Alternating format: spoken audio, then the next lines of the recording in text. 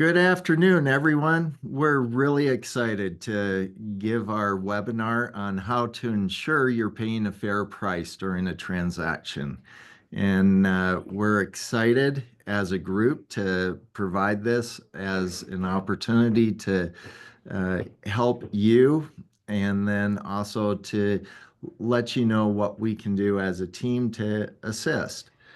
One, let's just talk through some of the housekeeping items. You will notice that there is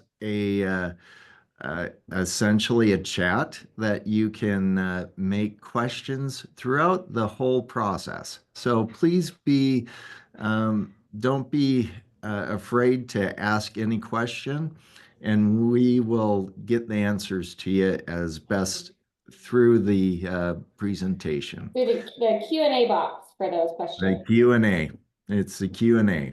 So the other thing, we are going to be doing some polling throughout three polling questions to let everyone know that you're not alone in some of the issues that you're facing.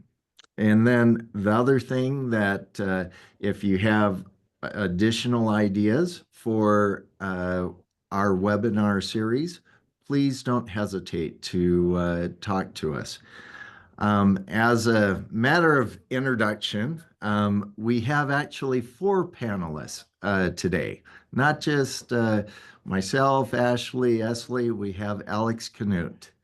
And Alex, he has been involved in transactions and selling businesses and also in due diligence, and he'll introduce himself a little more. But as far as a matter of introduction for myself, uh, I am I've been practicing since 1995 and have been involved in multiple transactions and valuations, the biggest being 180 million and smallest being zero. So that's a little introduction about myself. I've been working with Haney and Company for since 2011. Ashley, go ahead and introduce yourself. Sure, thanks, Aaron. So I'm Ashley Edwards, and I am a business valuation manager here at Haney. I've been with Haney since the end of 2022, and I'm a CVA, so Certified Valuation Analyst. And so this is all of the work that I do day in and day out, is working with business owners for valuation purposes, right? And so I'm excited about this topic today because usually we're working with clients kind of on the front end of beginning to move through a transaction stage, and sometimes it's in the middle when they already have a potential buyer, but usually kind of on the front end. So I think having Alex here is going to be really great to kind of talk about the later stages of the process. Ashley? Yeah. So I'm Esley Tan. I'm also a CVA. I work as a valuation analyst with both Aaron and Ashley. And so I've learned a lot from them in these past couple of years. I've been in the valuation team, and I'm excited to just keep learning more and to continue to grow in this profession. Alex, Alex? do you want to introduce yourself? It's Canute. M&A advisory has been my bread and butter for about 4 or 5 years now. I've been with Haney for around a year, and before that, I was with a much larger firm. Okay. Well, we're excited to have everyone be part of our webinar. The first thing, if we go to our agenda, we are going to be talking about fair market value and what is fair market value. And that's one of the biggest questions. And when you're looking at trying to sell your business, having that understanding will help you. We'll be talking about buying or selling a whole business versus a partial interest in a business. Then we're going to talk about a valuation versus deal values versus net proceeds. Three different things. We'll also talk about terms of a transaction that you need to be aware of. Then the structure of the deal. and the timelines that you need to expect and also plan for. The other things, we'll talk about lessons learned. Yes, we will talk about the good stories and also the bad ones. So, and then we'll have a live Q&A at the very end.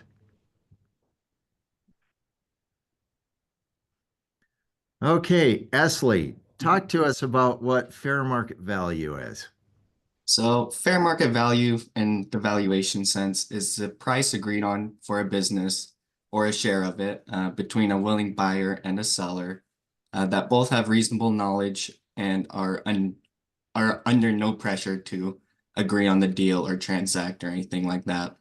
And so fair market value is very important to understand because it's often used for buy-sell agreements, divorces, ESOPs, in any IRS or tax valuations like gifting or estate taxes. And so sometimes we've worked with clients who expect their fair market value to be based on similar revenue or EBITDA multiples as other transactions within their same industry. And so Ashley, can you help explain why that might not be the case all the time? Sure. Yeah. So it can vary a lot. We do see that all the time. I actually have a client right now that I'm working with on this. So you have, you know your industry really, really well as a business owner. And so you may have friends in the industry, peers in the industry, or you may just have, you may follow industry reports and information that give you an idea of what other people are selling for in the industry. And so you might hear about an EBITDA multiple, maybe somebody sold for 7 or 8 times EBITDA. When in reality, that might not be the case for what you should expect to sell for. And that's kind of what this last bullet point is suggesting. Fair market value doesn't necessarily equal strategic price or what the deal value is going to be, because negotiations factor into that, and whether or not buying your business is going to be strategic to that buyer, right? So you've got some strategic buyers who, you might be willing to buy at a competitor because at a higher price, because it's going to eliminate competition for you, right? So there's different things that factor into the type of multiple somebody gets, and the strategic factor, or what's the word I'm looking for? I'm kind of blanking. The synergies that a buyer might get from acquiring another business might be worth more money than what it's worth to other buyers on the open market. So that's kind of the gist of that. I've got an example of that. For example, the biggest deal that I worked on, the $180 million deal, initially when we started, we did a valuation. The valuation came out at 95 million. The problem is, or the great problem, was that there were 3 potential buyers, and each of them looked at the business very differently. Some looked at, you know what, the synergy was going to be 120 million, and then the next group looked at it and said 150 million. And then the group that ultimately won out in the bid was the 180 million, because they looked at the synergy on the strategic price really being important. So that's a real life example of how that can work with coming up with strategic price versus a fair market value. Yeah, that's good. So let's jump into whether or not somebody's going to be buying or selling the whole business, right? I think that's on our, oh wait, we have a poll first, I Yep. think. Yep. Okay, so let's do the poll. Have you ever been part of a business sale? Either buying or selling, a transaction versus like starting your own business?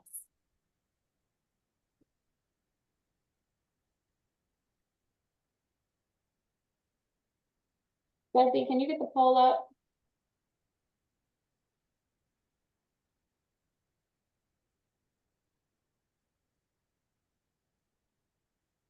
Well, we might have to come back to the poll.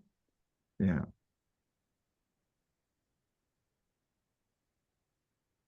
He's working on it. Yeah, we can tell.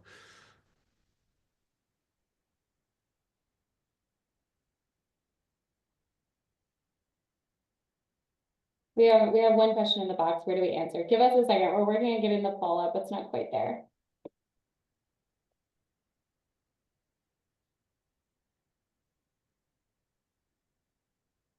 Want to use the Q&A feature instead for the poll? Sure. If you want to put your answers in, whether or not you've been a part of a sale, whether you're buyer or seller, that would be helpful.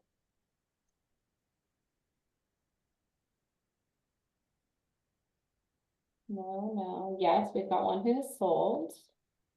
Yes.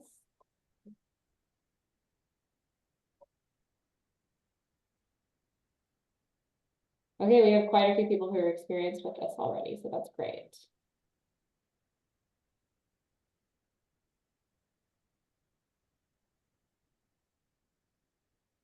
Okay, we'll let those keep rolling in. Jesse, if we can flip over to the next slide. I think it's great that we have a lot of people who are already experienced in the transaction world. Hopefully we still have some good tidbits to give you today and you learn something new. But then for those of you who have not been through the transaction process, I'm sure there'll be a lot to learn. Oh, here we go.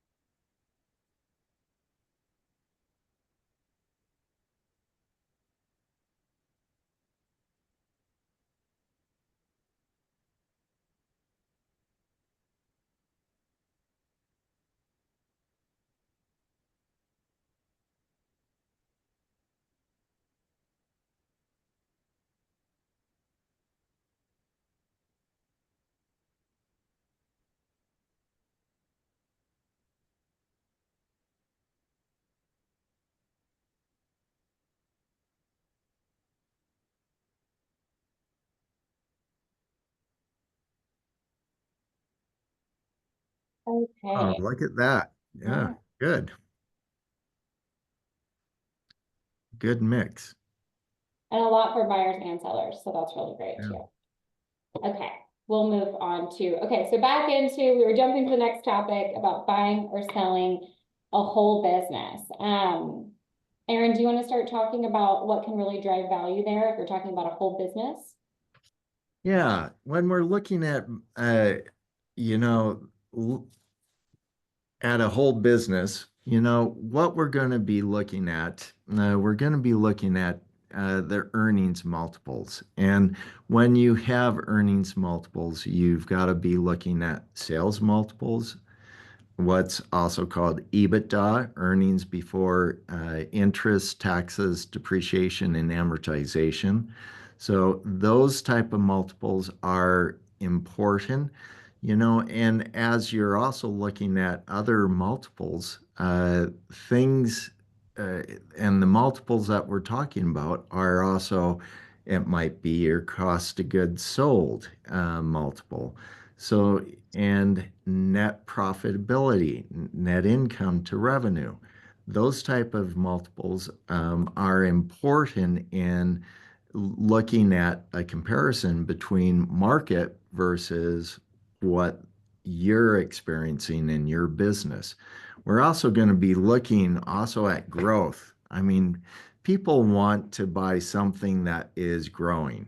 I mean, and the growth, if we take a look at the growth, a lot of that depends upon the history of not only the company, but also the growth within the industry. So, one of the things that, as we're looking at um, any type of transaction, growth is going to be one of those key areas.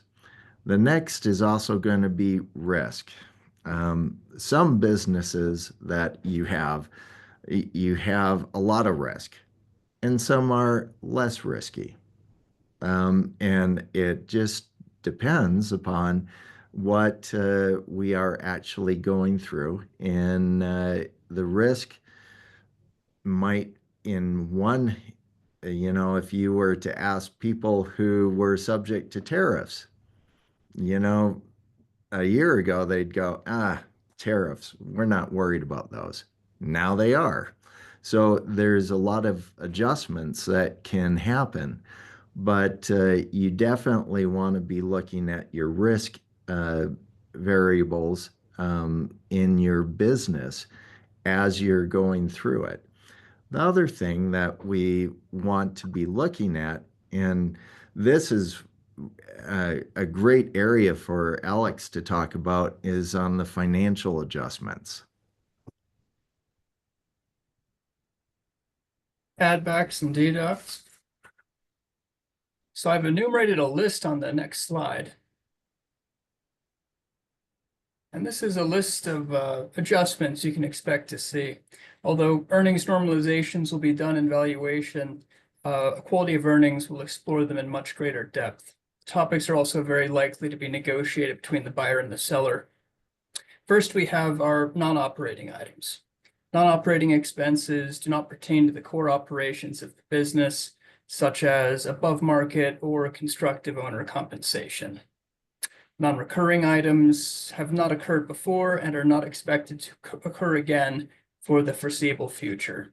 These could include consulting costs to implement a new information system or duplicative costs in a parallel implementation. You also need to pay consideration to what benefits may have been realized from the new system. You need to try and separate those as well. Non-cash items are typically expenses which are not consumptive of cash. This may include share-based compensation required to be recognized by GAAP, but that does not affect current operating cash flows. Normalizations or allocations of revenue or expense which may have an out-of-period effect. While items moved out of period will affect earnings, normalizations will most commonly have an impact on the balance sheet. Good examples would be bad debt write-offs of historical revenue or a monthly accrual made for bonuses paid only at the end of the year. Accounting policies should be consistent. The goal is to have earnings appear smooth and steady when all adjustments have been recorded. Changes in estimates or accounting policies which have not been retrospectively adopted will need to be addressed for comparability with other periods. Adjustments often fix mistakes. Not all accounting errors are material from an audit perspective, and they may not have been recorded. They may be very noticeable, though, once an earnings multiple is applied to a business and is brought to market. And then pro forma or run rate adjustments apply to the expected financial impact of changes in the historical period.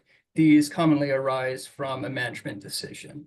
This could be layering in the operating results of a newly acquired subsidiary, or burdening for changes to insurance coverages, new facilities, changes in workforce, adopting third-party logistics, things of that nature. Quite a laundry list you can run through, really. You know, Alex, you've talked about one of the things that is really important when you're trying to identify these type of adjustments. You know, a lot of our clients are unaware of what's called a quality of earnings report, and that is really important as we're trying to identify those common adjustments. The quality of earnings reports, and Alex is gonna talk more about that later in the presentation, but please be aware that's a term that you should, whenever you're buying or selling a business, that you should be aware of. So if Could take it back a step farther. Why do we use an adjusted EBITDA for an earnings multiple instead of a net income figure? yeah, We're accountants, we're all about GAAP. Why are we deliberately deviating from it? right.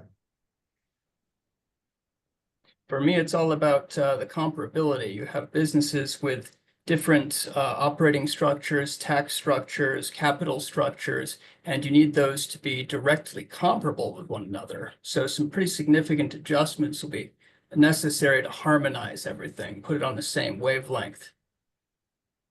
Is that your read as well? That is, and that's why I think as people start to consider trying to sell their business, they need to look at those adjustments, and that's key to everything when you're going to do any type of deal. So if we go to the next slide, okay, we're talking about selling the whole business. What Ashley, would you like to talk about illiquidity discounts? So when you're selling a whole business or even a partial interest, we'll probably mention this later too when we talk about selling partial interest, but with any type of sale transaction, really, if you're a privately held entity, there's inherently it's inherently a little bit less valuable because you don't have this ready and open market that you can sell shares at the click of a button, right? It's going to take time, it's going to take money to go through a sale, whether you have a buyer or not. And so the illiquidity discount, or what we call a discount for lack of marketability, it can fluctuate, right? Some situations and some businesses might be more marketable and others might be less marketable. So it depends. And so those discounts can range, I would say anywhere between like 10 to 35%. 35 would be kind of on the high end of that. Aaron, do you deviate from that much? No, not too much. Okay, so that's a really common discount that you'll see when you get that overall value of your business. Then you'll have this discount applied, right? So it's going to take that right off the top. And those are very subjective numbers, right? So, and ultimately it goes back to saying that your valuation number, what somebody tells you the business is worth, may not be the same as the deal value, because while we might apply a certain discount to that, then negotiations is going to come after, right? But there is this factor of it's less marketable than a public entity because you don't have somebody ready and available to buy at all times. So yeah, that's kind of that section. And then if we're jumping into structure and how that can impact the price, who wants to talk about this one? I don't know if anybody has a preference. I can jump in and talk about that. The asset sale versus stock sale, the structure of the deal, a lot of times will depend upon the type of company, organization, or structure that the company is in. For example, if it's a C corporation, a lot of times you will see a lot of stock sales because you can very easily, there's some real tax advantages on stock sales, and not only for the buyer but also for the seller. But there are some reasons why you would not want to do a stock sale, because when you do a stock sale, you're taking on the history of the previous ownership. So and that could be sometimes detrimental if there's legal issues out there and such. Whereas an asset sale or purchase, you're just buying the assets and you go through the whole process. One of the questions that James brought up was how do you calculate the value of outstanding receivables? Well, it depends upon how you structure that sale. In an asset sale, it's going to be part of the assets, or it could not be part of the assets that you're selling. Sometimes people will retain the receivables, but within a stock sale, you're mostly looking at the receivables being evaluated, and if there are any type of bad debts, they'll adjust the price at that given point. But it really does just depend on what type of deal that you structure for accounts receivable. But one of the key things that you do run into over this next part with the tax treatment and working capital inclusion, one of the things that Alex has done a lot of, and whenever you're looking at a deal, you have to look at working capital. Do you want to talk about that, Alex? Well, we covered a bit more in detail later on, but you're going to start with a focus on the income statement and the earnings. And remember that the transaction is going to be valued based upon the earnings, which does not take into account non-operating assets, and it does not take into account capital structure. So you're normalizing the earnings. Now, what to do on the other side?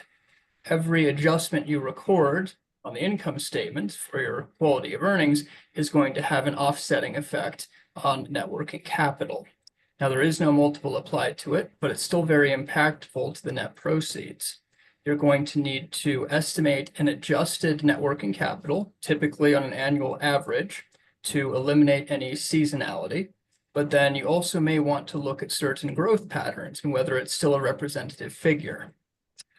In addition to that, there are certain items you may want flatly excluded from working capital because the buyer and the seller will negotiate what's called a net working capital peg. That's the normal amount of net working capital that the business should be delivered with.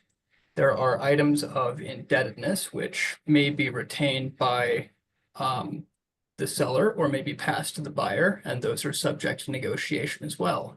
So all of this can move the needle one way or the other, and sometimes to the extent where a deal can die. And that's really unfortunate, and one of the things that as you're looking at transactions, the whole next process, the due diligence process, and is really key.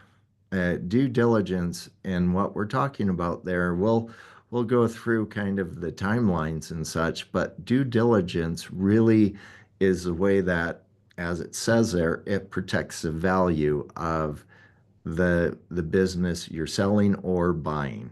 And that's one of the things to kind of plan on.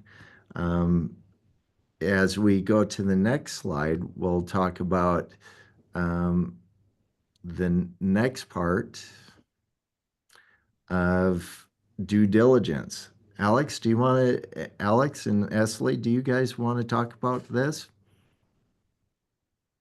I'll let Alex So experience in this you're field. qualified to speak on this too, and you know it.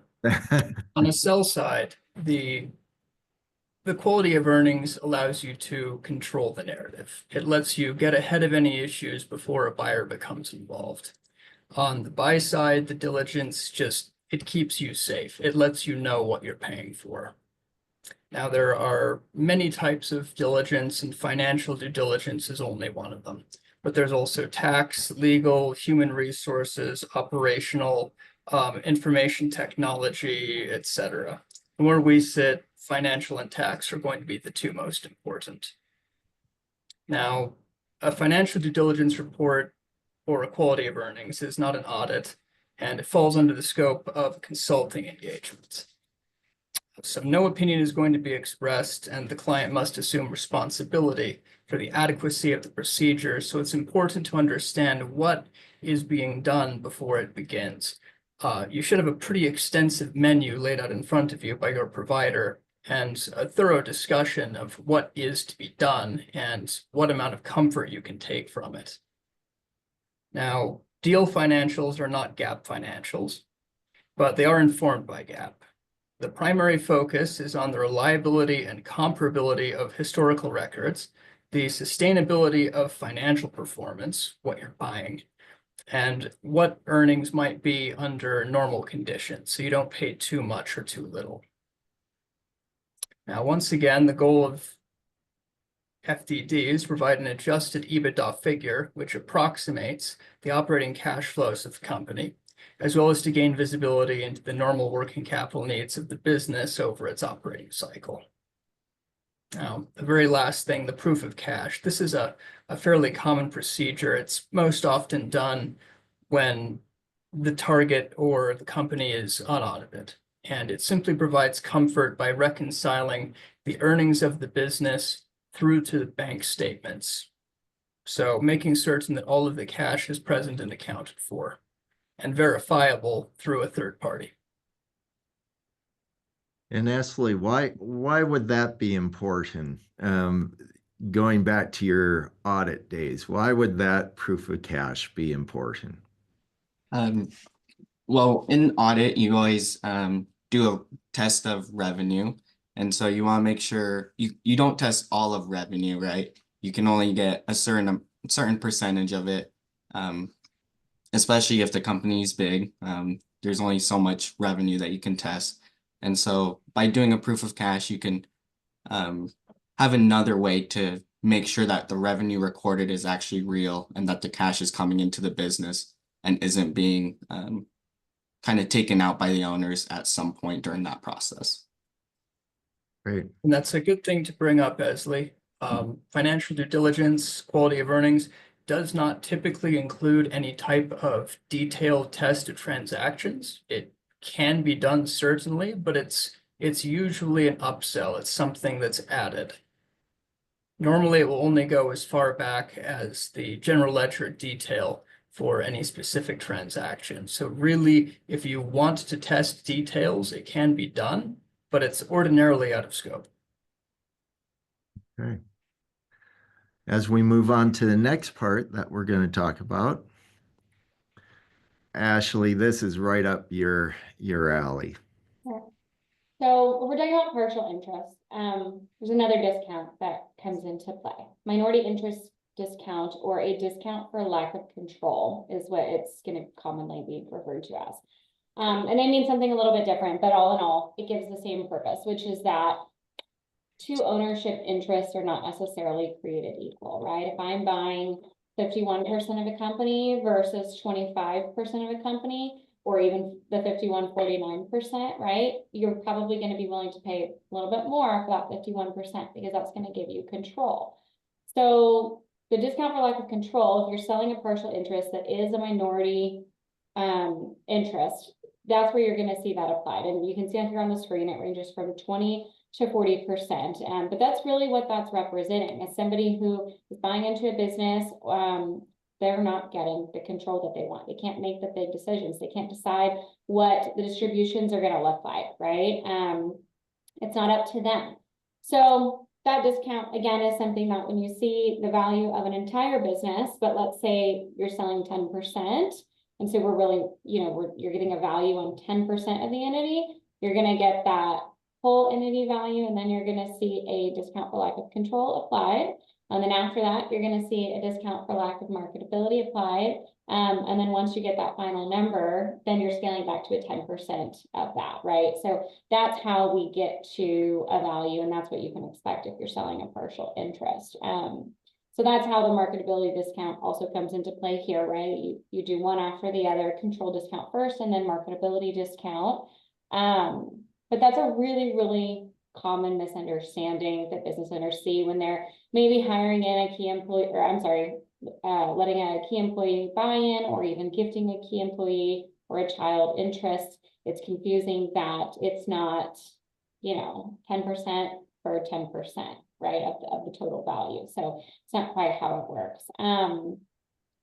So key documents to protect value is the next kind of section. And there's a few things here. But we'll start with buy-sell agreements because this is something that we see all the time, and then I'll let somebody else take over. But that buy-sell agreement will help define how ownership can change hands. And we see companies without this all the time, and we also see companies who they don't really know what it means or what it's going to do when they sign it, right? And so an attorney may draft some language that's generic about how the business might be valued down the road if something were to happen, or if ownership change hands, right? And so you see a lot of these buy-sell agreements that won't necessarily dictate a fair market value when the business does need to be valued. Sometimes it will give a formula, sometimes it will give it'll say it should be done on an asset approach, which really is a floor value of the business, right? Like a liquidation value. And sometimes it will give what's called fair value, which is a little bit different than fair market value because it doesn't take the discounts into consideration. And so you kind of see things all over the place on these buy-sell agreements. So if you have that, they're intended to protect you, but make sure if you're buying in or selling to somebody else and you're gonna have a partner, make sure you run this really thoroughly and you're educated on what that value description means and what it's gonna mean for you in the long run when ownership changes hands again. I don't know, Erin, if you have anything to add on that. I do. Esley and I have been working with a particular buy-sell agreement that was prepared. And the funny thing about it was prepared by an attorney, but if you read how the buy-sell agreement indicated, every year they re up their rights to ownership. It's almost like they, at the end of the year, they could split and then just go their separate ways. And that buy-sell agreement, unfortunately, one of the partners passed away. Well, technically, from a legal aspect, in this situation, the the business was done. And so the buy-sell agreement within, whether it be an operating agreement for LLC or the bylaws within a corporation, please make sure that it makes sense. In this particular situation, the attorneys are all involved and trying to figure out what are they going to do now with how this buy-sell agreement is supposed to be in place. So please be aware that's important. And also some other things that we talk about with the drag along and the tag along rights. We're talking about the drag along, for example, you're selling ownership, and then at the very end, there could be a potential for more because they're taking your business and trying to sell it, uh, put it into a package of other operating companies, and as a result, they will say, "Well, we'll buy most of your interest in the business, but we're going to leave a small amount so that you'll be involved." And then when we sell the bigger company, you'll get another payout. So that's an example of a drag along. And a tag along is very similar. The tag along would be uh, used with earnouts in a business where you have the ability, after you've disposed of your interest, there could be some earnouts if they get specific revenue targets or profitability targets. You would then have the ability to receive those buyouts. So those are really important aspects to look at when we're looking at buy, sell, drag along, tag along rights. And this is where your attorneys, having a transactional attorney is really important. But we're up to our next poll. So, um, Jesse, why don't you, if you were buying a business, what would matter most?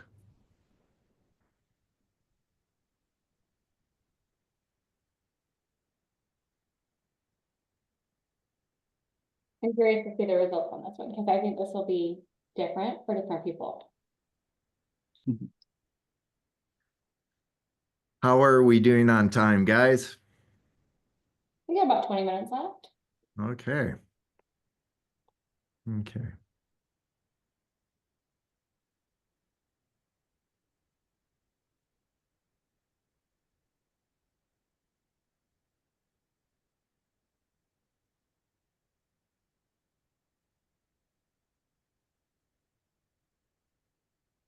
Okay, Jesse, why don't we close the poll? What results? Okay, future growth potential. The winner. Yeah. So this is really interesting to me because that's another part of fair market value that we talk about when we're valuing an ongoing business and we're trying to give you a number that you could go sell for. That future growth potential is something that confuses buyers versus sellers, right? Obviously, if you're selling a business, you want to be paid for that growth potential, right? For the things that you've put in place for the anticipated growth. And a buyer will want to buy in for that reason, but sometimes they don't realize they're going to be paying for what hasn't happened yet. So that's a really interesting disconnect that I think we see that all the time. So, okay. That's a very interesting polling question, I think. So, okay. I'm a Val professional skeptic. I think cleaning clear records for me. ah, Very okay. important. Okay. Valuation versus net proceeds. Who would like to talk about that? Esley, do you want to talk about that? Sure, yeah. So business owners often confuse the valuation number that we get, the fair market value, with what they'll actually receive after taxes, fees, holdbacks, debt payoff, things like that. And so, like we're saying here, the headline price is not always what you'll get from cash. You always need to think about any debt you need to pay off, any taxes from capital gains, ordinary income, legal and advisory fees for selling the business or buying the business as well, and then any working capital adjustments that Alex has talked about previously, and all of that. Ashley, anything else you want to add to that portion? Yeah. So it can look really different for every transaction, right? So I think there's even something potentially missing here a little bit where it's you get your valuation number and then you go to negotiations, right? And then you actually get your deal number, which is often a different price than that initial valuation starts out at. And so then you've got your deal number and then you get down to your net proceeds, right? And you've got different things. Not every company has debt, and so sometimes that's not a factor. And not every company has to hire a broker to sell. And so sometimes you have lower fees. And so this expectation of where you should fall can really, really vary with what's going to end in your pocket. But if you really got to go through all the steps and you have a lot of debt on the books, I mean, you really do need to think about what that end number might look like in comparison to a debt-free business that's selling to their kid, right? Where they're not going to have all the fees and they've agreed on a price and it just looks a little bit different. So yeah, that's really all I have to add to the net proceeds section. People are kind of shocked by that all the time, depending on the lengths they go through. And it's not one size fits all. So smaller businesses may not need as much as larger scale businesses. So you may need some variety of things, but not necessarily all of it. And then I think next is talking about terms. I have slightly more to add. Oh, go for it, Alex. So Esley brought up the debt payoff, and Ashley mentioned that not every company has debts. And I'll take the next slide, by the way. But in delivering a company with the adequate working capital, the question really becomes what cash for what debt?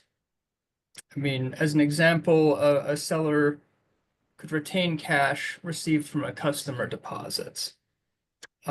Should they be entitled to keep that?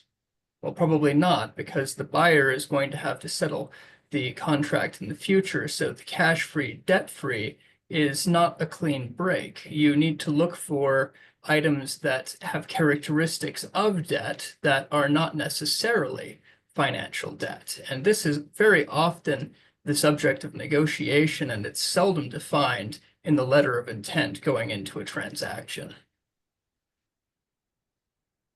Could be something as simple as accrued payroll, or something that no one thought about yet, like warranty accruals.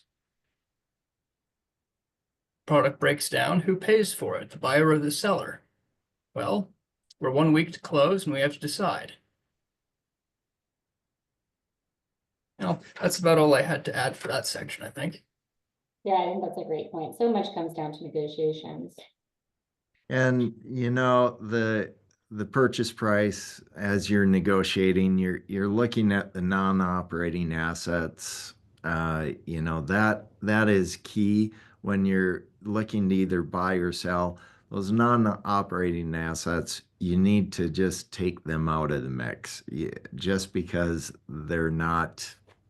they don't have any value to the next owner of the business.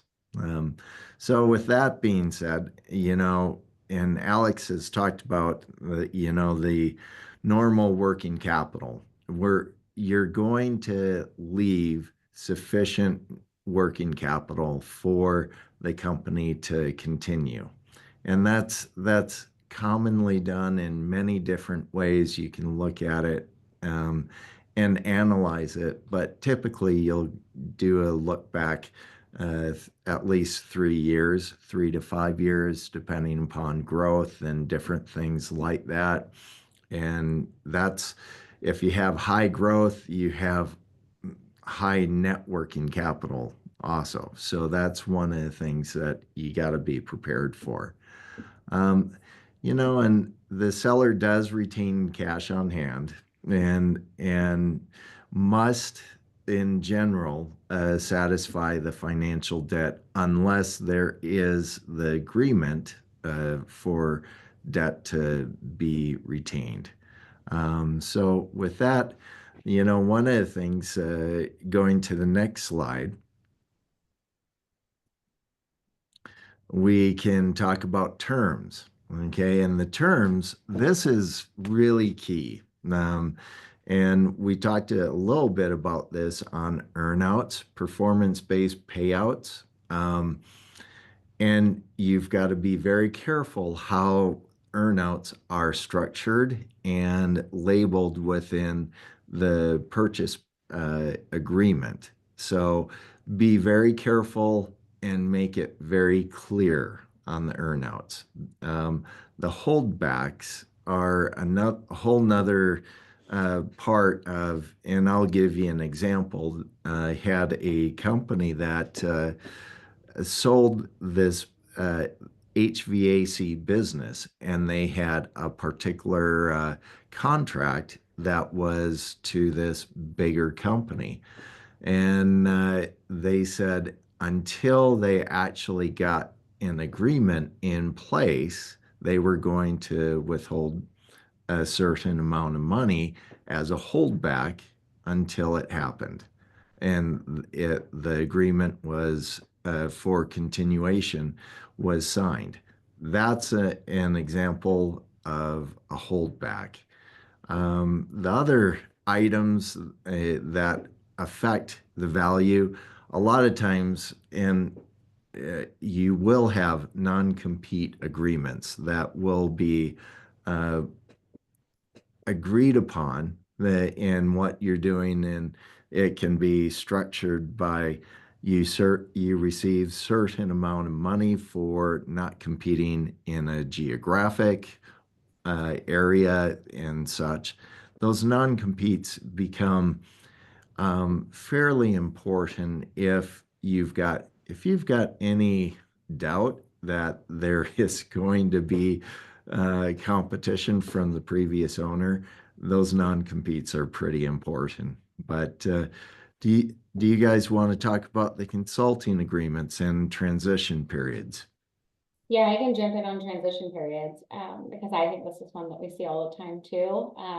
So whether or not an owner is willing to stay on for some period of time to help transfer knowledge and relationships. Relationships is such a big one with a lot of small business owners, that people come to them because they know them and they've worked with them a long time and they have a great history. And so if you just walk out tomorrow, that the value of your business suddenly becomes a lot less to this potential buyer if they don't have time to get to know these customers and to have you really transfer those relationships. So I think that's a really, really big one that we see. I think all three of these really just impact what the buyer's perceived value of the business could be, right? If you're not going to put that non-compete in place, they probably don't want to pay as much for the business because they're scared. It's more risk for them. And same goes for the transition period. If it's a really tight knit owner with his customers, you know, then it's the same kind of thing.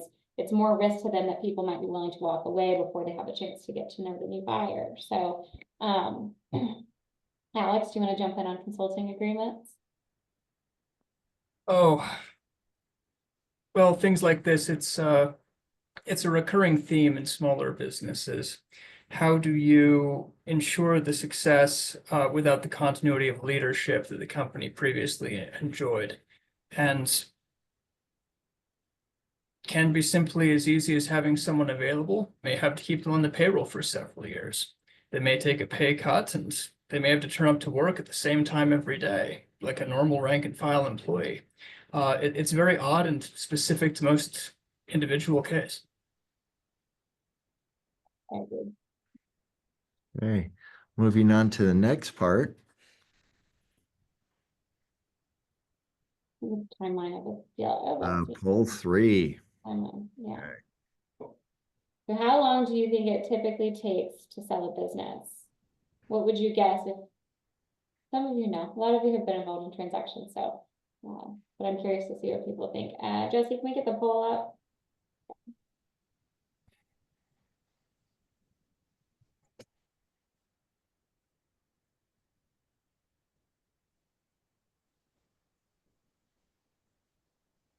So I think after this poll, we'll kind of jump into what a timeline looks like for a sale, right? And what that kind of roadmap can look like, which again, when we jump into this next section, I think it's critical to say that not every piece of this is going to apply to every deal. And so some things might make sense for your business and your transaction that you're going through, and other things might not make sense. I think overall we'll cover the broad topic next. Okay. 6 to 12 months and 1+ years, the most common answer. Alex, what do you think? You're addressing me? Yeah, Well, it depends from case to case. The best I've heard was 2 weeks. And I'd say the typical number is between 6 to 9 months. Okay. all right, so let's jump into this timeline of a transaction. Does anybody want to take that one on? Sure. Nope, I think we're going backwards. Yeah, that went backwards. Let's...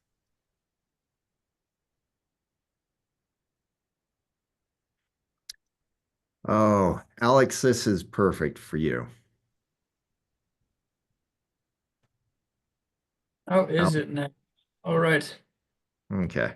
First thing, we're walking into it and we're bringing a company to market.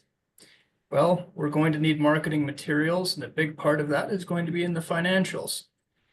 This is a good time to involve a CPA and start doing some cleanup work. It's also an excellent time to start thinking about a low-level valuation and indication of value, just so you can form an expectation around the proceeds. It also helps, vet realistic offers. But involve a business broker or an investment bank. You'll get a report together, send some marketing materials. You'll have a few people call you back. You might end up with 3 or 4 letters of intent. These are usually binding documents, may or may not come with an exclusivity period. And from there, you'll have 60 to 90 days, depending, to finish your diligence before you finally reach the close. So on a buy side, you really should have an advisor lined up in advance, or there may not be time to finish the work, especially if any complications have arisen or if there isn't a sell side report already in place. Actually closing the transaction, writing the checks. Let's just call it an evolving process. Yeah. And the stages there, what's not on that slide is really the emotional side of this too. And yes, we'll talk, as CPAs, we'll talk about emotions within the financial transaction itself. You go through when you're trying to sell your business or buying a new business, you might go through the emotions of, hey, I don't know if I want to do this. Oh, do I want to do it? Yeah, I'm really excited to do it. No, I don't want to do it. Okay, this is really hard. A lot of different emotions that you face during all of these phases. So be ready for some emotional ups and downs and everything that way. So moving on to the next slide. And Esley, do you want to talk about this? Sure, yeah. So when you're thinking about buying or selling a business, you should really get a valuation expert in there early before your price negotiations. Kind of do your homework before things start to happen. Um, and if it's in a partial interest sale, think beyond the price, like what powers and protections come with those shares. Understand if you're getting non-controlling shares or non-voting shares. And make sure to not ignore the structure of the deal. And two deals with the same headline price can have very different outcomes depending on how that deal is structured or the terms within that deal. Okay. And you can see there's several different people on that list that we're talking about. We're talking about valuation people, we're talking attorneys, we're talking tax advisor, we're talking an M&A advisor at times. But I think it's really important down at this bottom where we say you don't always need a full team, but if if you don't have a team, you could have delays in getting information in the due diligence and such, and that puts at risk the transaction actually happening. So please be aware of that. And we're getting at the very end. Let's go to the next slide. Okay. Ashley, did you want to talk about this? Sure. So we've got some key takeaways on here. Getting evaluation before you try to price your business can help make sure that you're pricing it realistically for how your business operates and making sure that you've accounted for those normalization adjustments, right? To make sure that you're truly valuing the business or placing a price on it that's based on the operations of the business, not the one-off, the PPP loan income that you got, right? We don't want to count things like that. So getting evaluation early. Partial sales are about control as much as value, as we just touched on that. That's a really big factor. And then the structure of the deal can change everything. It can tear the deal apart. It can solidify the deal. It can increase the price. It can decrease the price.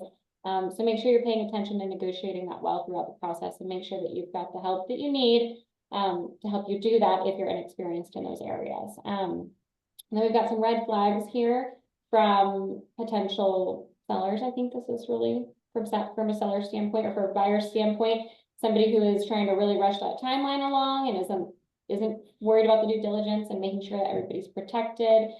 Someone who's not wanting to honor reps or warranties is a big red flag. And then valuation based on hearsay, right? I heard so and so sold for this, so I want to sell to you for that. Is another big factor because those two deals are not the same. So those are some of the key takeaways that we have for you. Then do we have any more slides? Or just I Q&A. think So if we anybody just, has any questions. yeah, we're available for questions. Yeah, and if you have any questions after this, you should get an email with, I think, the recording and all of our contact information. So you can always reach out. We're happy to help answer any questions that you have for any of the four of us. And if you have, if there's a topic that we've talked about that you'd like more details on, please don't hesitate to email us back. Yeah, and we do have ongoing webinars. So we've held one on estate planning and value, and then one on how to maximize value of your business too. And we'll do more. So keep an eye out for emails.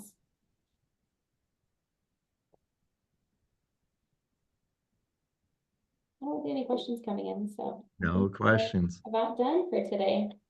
Wow, we did it within the hour. Hey. Okay. W- Okay, thank you very much for being part of the webinar. And we look forward to helping you and being a resource for you. Thank you. Thanks, guys. Thank you.